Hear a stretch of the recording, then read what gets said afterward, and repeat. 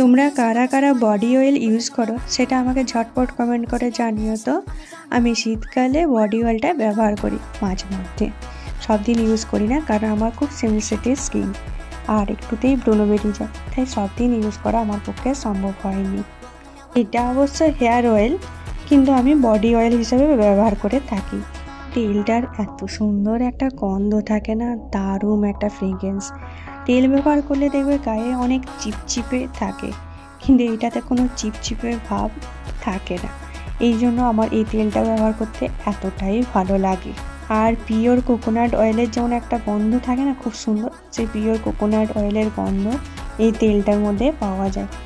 আচ্ছা, তোমরা কারা কারা তেল ব্যবহার করো আর কোন তেলটা তোমরা ব্যবহার করতে সবথেকে বেশি পছন্দ করো সেটা কমেন্ট করে জানিও। Thank you for watching guys, tata.